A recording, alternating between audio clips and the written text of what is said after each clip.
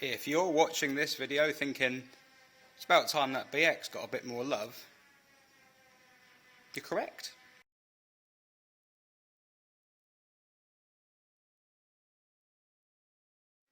So basically, tomorrow is Saturday, and that is totally irrelevant to what I was saying, but Sunday is the day I'm driving this car to the Citroen Car Club National Rally, and I think I can make it better than it is. It hasn't been driven for a while, and I think that aside from the risk of the carburettor blocking up and me failing to get there are some other issues I should deal with on this car first, not least the slightly worn paint.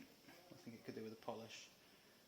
It looks quite nice. I mean, to be honest, it does look quite nice there, but it is tired up close. But then it's original, as I might have already said. So got a few jobs I want to try and have a look at before we go. I think it's worth tackling some of them to make the journey better and put my mind at rest about some of the other issues going on with the car. So there's lots of little niggly jobs. See how many I can get done. It's now 2:20. I'm going to see how much I can get done in what's left of the day. So one of the issues I've been having is a light knocking sound coming from the back end. Now originally I assumed this was the rear trailing arm bearings, because although the car has only done 19,000 miles or whatever, it's old and it spent most of its life sat on its arse. So the bearings, if there is any rust in there, they will have suffered.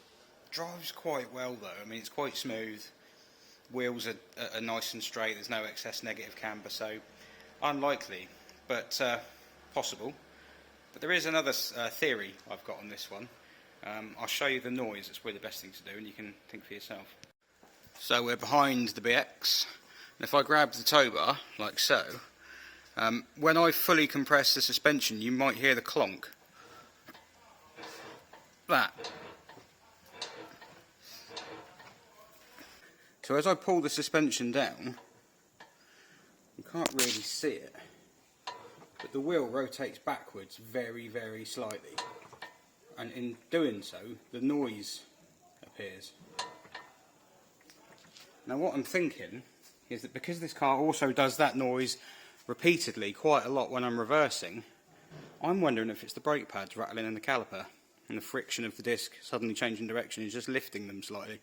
They're very, very small pads and very lightweight, so they would rattle around quite a bit. There are supposed to be springs in there, and I've got a feeling I've fitted all new springs and everything, but it could be that that's one of the problems with that.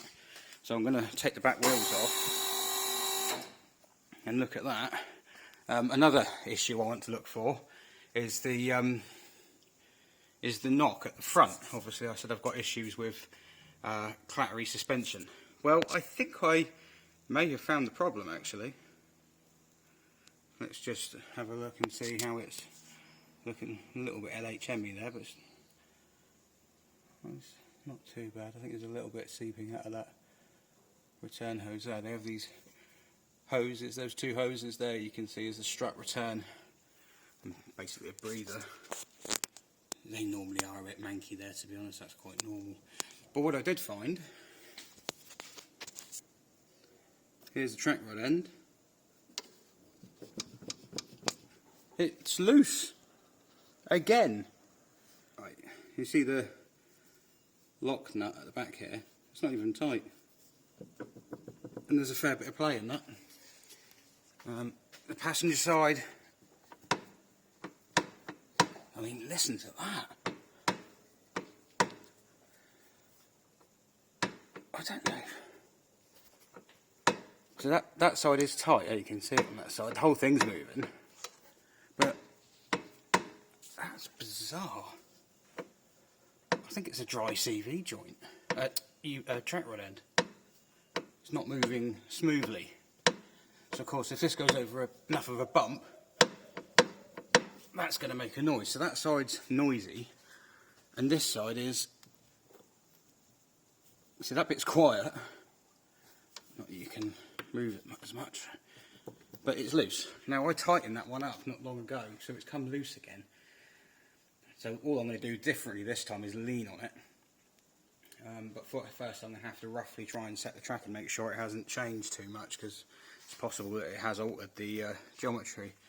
That's good news though, because if that's all that noise is, that's an easy fix. And although that's a pain in the arse to have to change that already, and it might just be a case that you can just pop it off, pop this gator off and put a bit of grease in there, but if I've got enough time I'll try that. Other than that, being that this car has done a few miles now, and obviously had my little trip to Wales and everything, it's remarkably clean under here. I mean, I know it wasn't long ago, some of my pipes have moved, my homemade bracket, but yeah, some of the pipes have moved and things, but on the whole it's alright. That's where the fuel filter was originally situated. Tank back here, just dislodging tons of crud. Another issue I've got to sort is the gear linkage. As you can see, that is cable tied on. I've made half a new gear linkage and now the other half started popping off, so I'm going to make a complete new one for that. But yeah, so I think first thing is tracking. See if the tracking's changed much, and if it has, sort that out and then tighten that bloody nut up again. Now it's going to seem quite an odd thing to have to do when you want to do the tracking on one of these cars, but the first thing you've got to do is make sure it's at the right ride height, because it's turn that light off. It's a very common misconception that you have to put these cars on high suspension to adjust them. Well, you don't. If you put it on high, you'll get the wrong settings. So we just need to. There we go. It should go up a bit.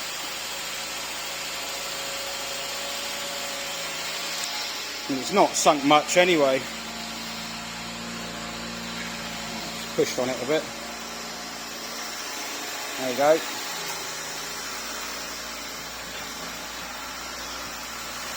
That gone up? Front hadn't really sunk anyway. So, the reason you have to do that is because when the suspension rises, it changes the geometry. Oh, I know what I haven't done. To make sure the steering wheel's straight as well. It is straight. Is that straight? Near enough. See, I don't have proper tracking equipment. I have all the idea, but I do not possess the gear. It's the other way around for that rhyme. What I do have is this, which is not amazing, if I'm honest, but it's better than nothing. And all I do is I want to check and see if the if that loose nut has changed the wheel alignment at all, because it possibly has. So I just, not that I've got a huge amount of room on the front here because of all the mess, but what I want to do now is just push that over this gauge, and that needle will swing one way or the other. So if I am very careful, right, so that's set up, so if I just pull the car over using strength of the bat,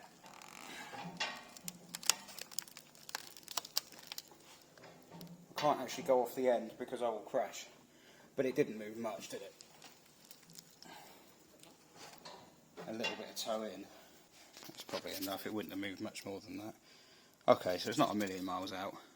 So toe in is when if you imagine you're looking at a wheel here and you're looking at the passenger wheel, the measurement between this end of the tyre and on the opposite side in a straight line, that measurement is toe in and that measurement is toe out. So if it's toeing in, it means the measurement between that bit of the tyre and the opposing side is shorter than this side, i.e. the front wheels are both pointing in. They're both trying to turn into each other. If it's toe out, obviously it's the other way. They're both trying to turn away from each other. Ideally you want kind of nearer zero when the car is on its wheels with all the weight on it and everything like that. And of course with normal cars you can have fun and games because you set the geometry and then 3 people get in it and the car sits lower and it changes everything. Not in one of these because of those. Always sits at the right level, so you can, once you've got it set up, it's generally good to go. Different schools of thought on what it does. I understand it, as I understand it, too much toe in or more toe in means you lose turn in response, but you can gain stability and going toe out improves the turn-in response but reduces stability. To be honest with you, it just seems to be random. Whether it's towing in too much or too little, it just drives wrong. You just need it where it's meant to be. So it's towing in a bit too much, and all that means really is I just need to wind the, in fact that does make sense it's towing in, because if that lock nut had come loose, it would have slowly tried to wind itself off the end of the steering rack, and that would cause this wheel to tow in very slightly. So all I'm going to do is just maybe give it half a turn back in, and then lock the lock up. Now I'm going to have to put the car on high and turn the wheel to be able to adjust it. But what I can't do is test it again in that position. I've then got to lower the car back down, straighten the wheel, roll it backwards and forwards, let it all settle, and then test it. So at the moment I just can't get to it. It's the access is down in there, so that's not a good thing. So we'll pump the suspension up, turn the wheel, tighten it up, and try it again.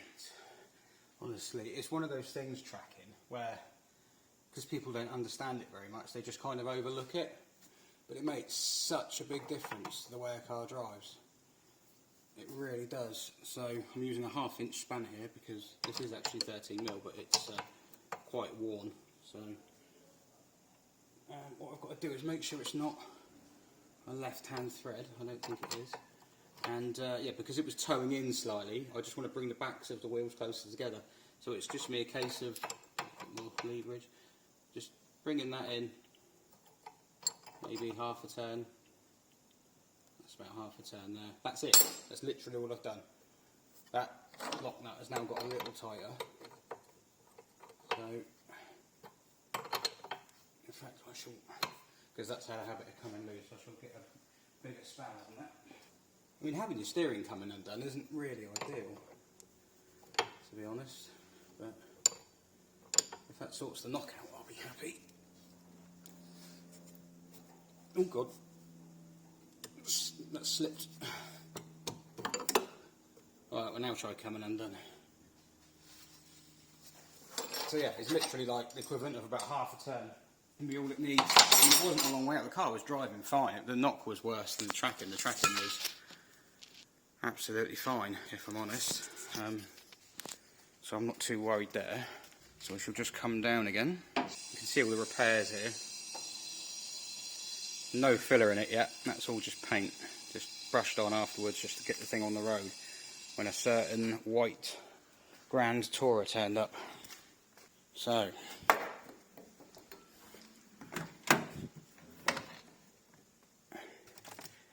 it's just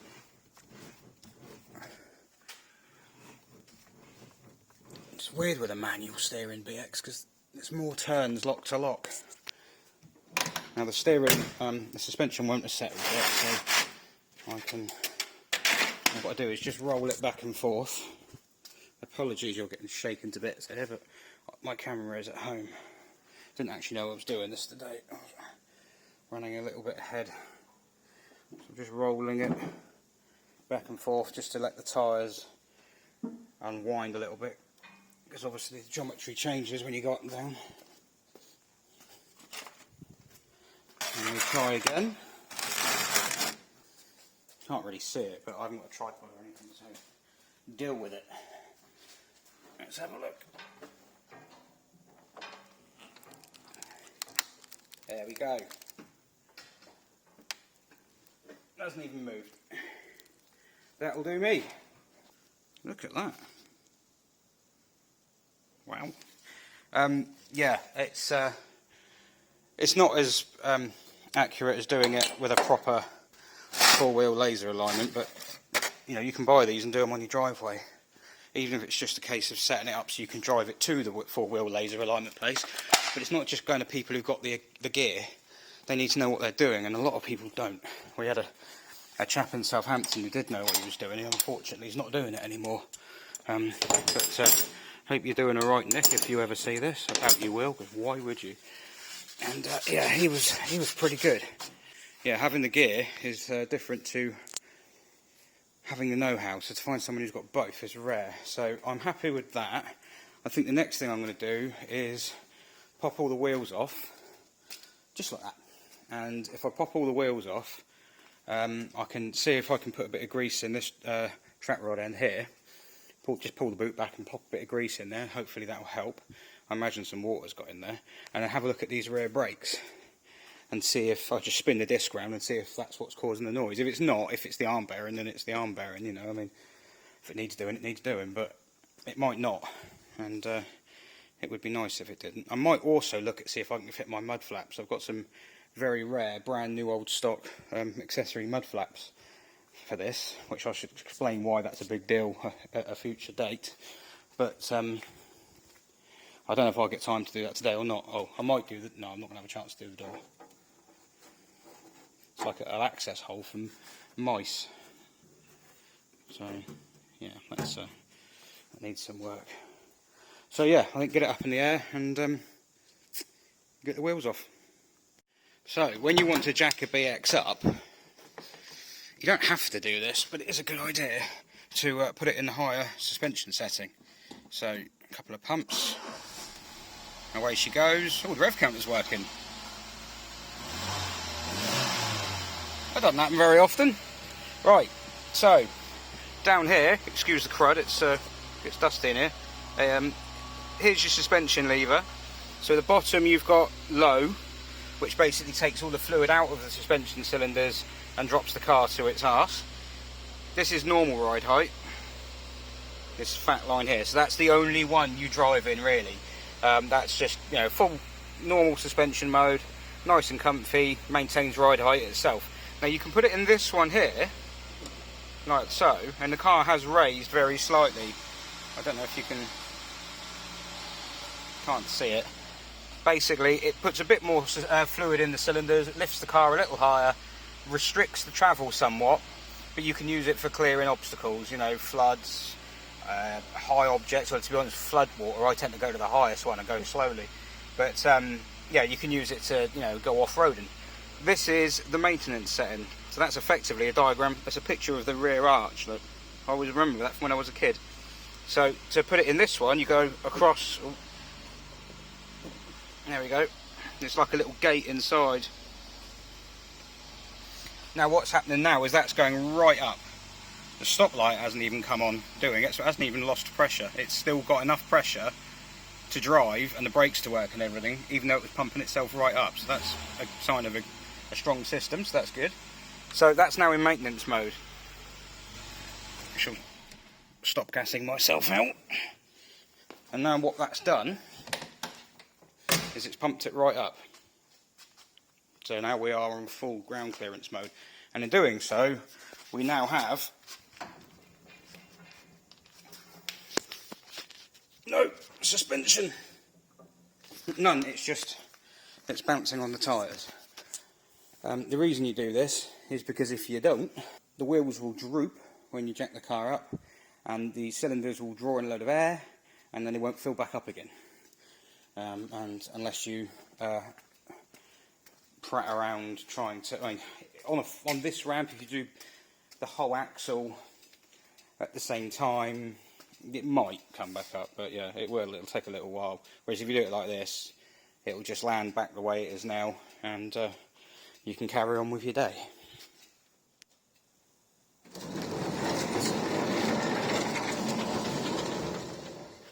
Well, the easiest way to lift one of these up is with a beam jack.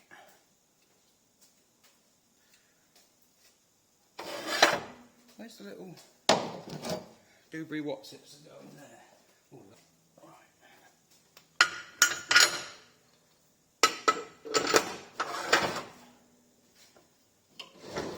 So,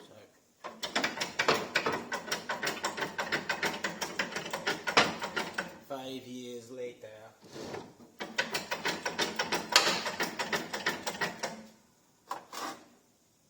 You don't try this if you haven't got good rear axle mounts.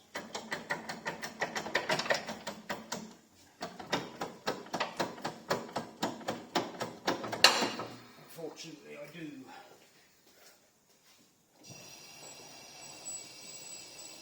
There we go. So if I try going backwards, will it go? That's disappointing, isn't it? Right, this side.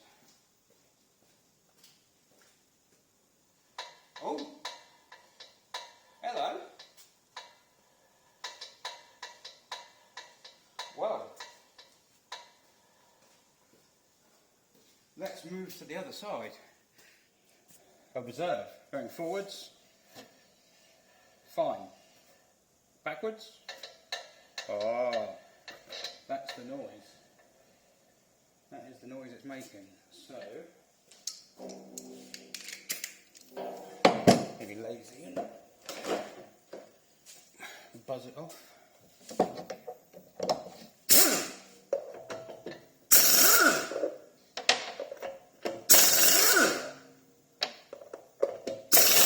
They're funny these because the bolts go through the wheel trim.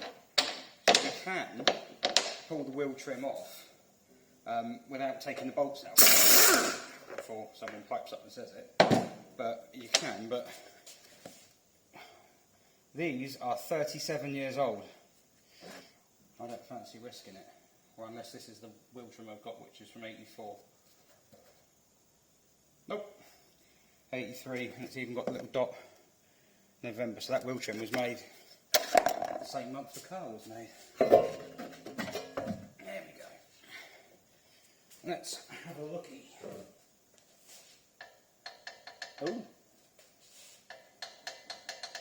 Well, we can see what it is.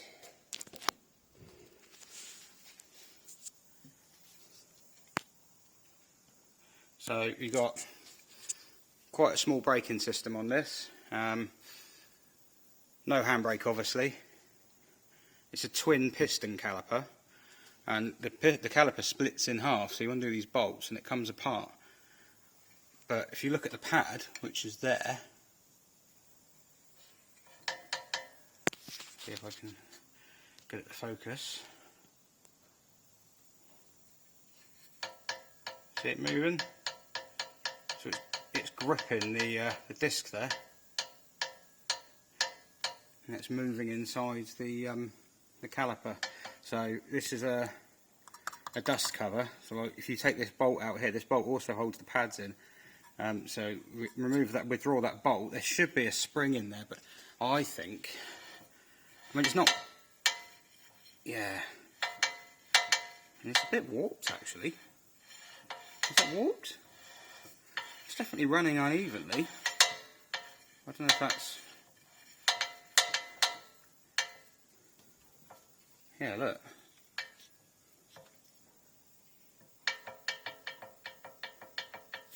Well, there's my noise. So it's not the rear arm bearing, which is in here. That's really good news.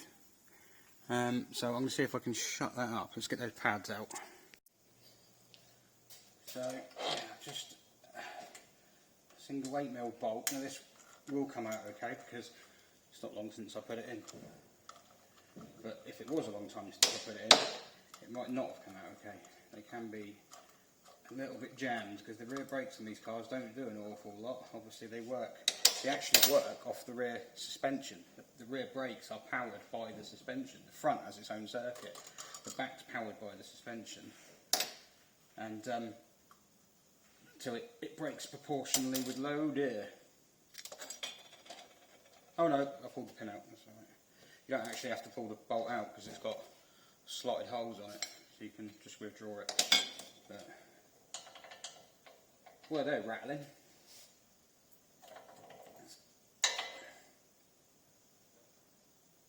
Oh, they're the original pads.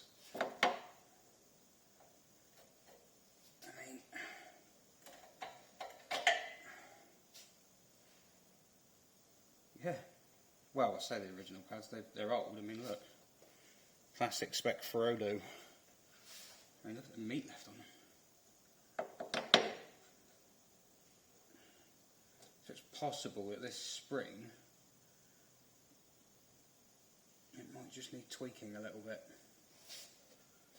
Because really, I mean, the disc is, I don't want to set up a DTI faff about with it, but I don't know why it's... And it's not like the disc isn't mounted properly because it's obviously it's compressed when you put the wheel on. I mean, I did have a moment when I was towing in Wales where I went down a hill and I was on the brakes pretty heavily for a while, and I got a bit of brake fade. and of course because the rear suspension was working hard because it had a trailer on it, it might be that I've warped the rear disc. It might be that the rear was working so hard it's warped it. I don't think it has. I mean, it looks like there's a score mark in it, but it's not. You can't even feel it with your nail. I think they're just rattling. I think they just need... I mean, the other thing I could do, I'll see if I've got some here. I might have some in stock, some new ones. Because if I have, I'll just chuck some new ones in it. Well, I can't find my new pads anywhere, but what I have found is in my drawer of BX junk, a new fitting kit, because this is the original. That has to be the original fitting kit, and that's quite a scrawny looking spring. And the ones in here, it could just be because they're new and silver, but these look a bit more substantial.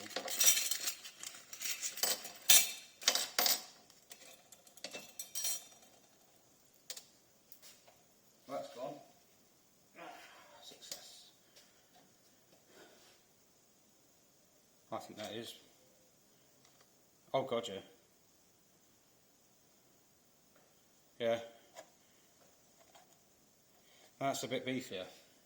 That one's experienced a bit of wastage. So what I could do, well, what I will do, because it's silly not to, is I'll pop a new fitting kit on there. So I'll refit the pads. They have rusted a bit up the edges. Maybe that's... I did have some somewhere. That's quite annoying. But where did I put them? I got them for £10 on eBay. I have got some. I'm going to have a look. I knew I did. I finded them. They're only sort of aftermarket ones, but mind you, they've got an anti-rattle shim on the back, so they're not Mickey Mouse ones. Oh. Yeah, they won't even go in. I think the pistons come out very slowly. Okay. So that's different. They won't actually fit at all. Are they that much wider? No. Surely the pistons haven't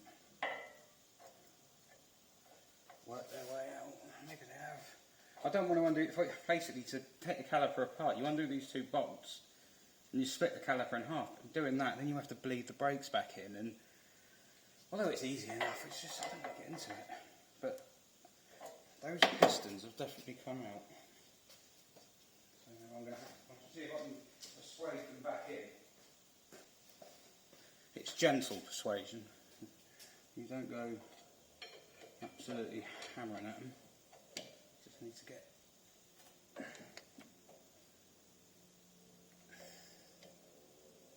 Right, see, I'd say they're actually in. So what's going on? Well, the old ones go back in. So these are the ones that came out. Oh yeah, see, they go in.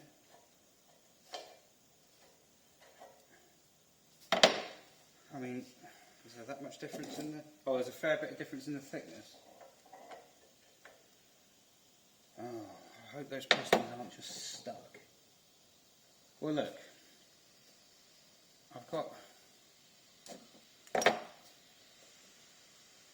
There's no difference there in the thickness. In fact, if anything, the aftermarket ones are slightly thinner. So they're not going to rattle any less. I've got some genuine... I found some genuine pads as well. I'll compare those. These are all for the 16 valve, but genuine, but made by Jared. Same. Ah, that's interesting.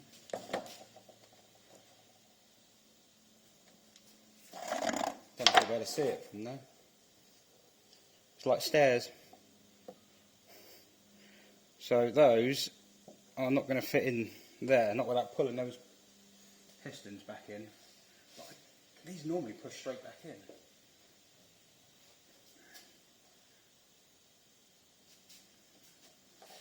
Thickness test. Same. So, okay, right. Oh, because that's that one. Plumb. No, but still, no different. Right, okay. Well, there's no point putting those in, because they're no different. Let's try the ones I had, but with the uprated spring. And see if that helps. Right, come on you. No matter how many tools you've got, no matter how much equipment you've got, no matter how big your ramp, no matter the job, you will always have to walk off and get more tools.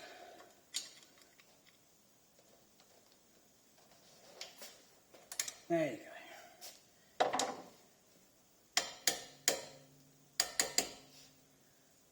That comes through.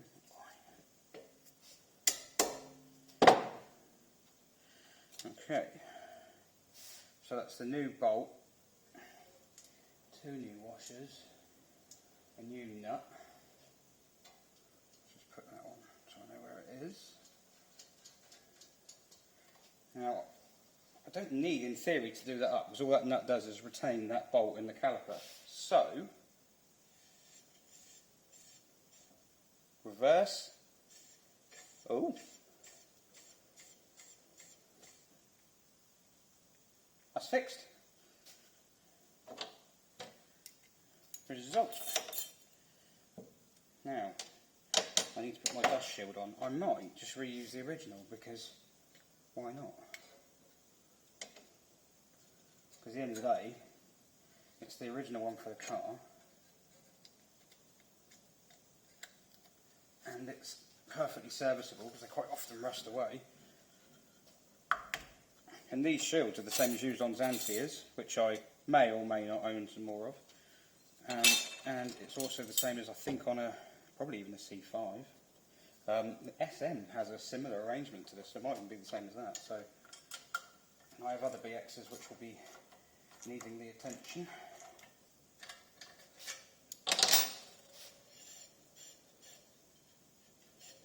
So really the acid test is to push the brakes actually, and do it again. It's using up all the pressure that's left in the system. Oh God. I think these might be a little bit sticky.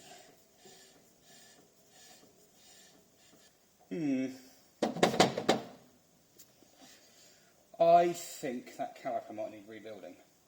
Which isn't a huge, it's not a massive problem, it's not especially difficult to do. I am going to bin the bits I took out of that one. But I might keep the bolt. I'll put the bolt in our old odds and sods bolt drawer. Was it like coming on or something? But that, so I'm not tempted to use it again. I'm just going to bin it because it's obviously, I mean, you could bend it back and get a bit more spring out of it, but what's the point? So I think the best thing to do with that is just to run it like that and see if the noise comes back. And see if the brakes wake up. If it doesn't, if it does start to drag, then the caliper will have to come off and be stripped. Probably just rebuild that one, but we'll wait and see what comes next with that, I think. When you put these wheels back on, you have to, there's a little mark, there's a hole in the rim, look, and this pair of roll pins that hold the brake disc on poke through it. So you have to register that and get all the holes lined up and everything. Look, 10th 83, October 83, that's when these wheel rims were made, because they're the original wheels. And also, even cooler than that, see if I can turn it around without, there we go, without it falling off, because I haven't bolted it on yet. Look at that. Oh. So yeah, we like that. So you have to get everything registered, and also you have to kind of, I mean, yeah, you can spring these over the top of the wheel bolts, but I'm not going to, because I know what will happen. And also one of the holes has got a cutout, so that's where the valve cap goes. So the easiest thing to do is just line it up, post the bolt through, get it on a couple of threads. It's a lot easier if it's on a ramp, because it's at the right height. There we go, and then you get your laser gun, wherever that is.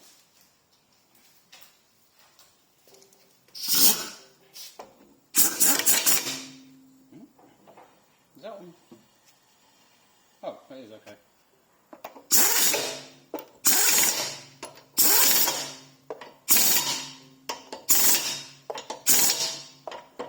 That's all you need. You see these guys at tyre centres hanging off of them, go non-stop, and then you can't get it off again. That's all it needs. Yeah.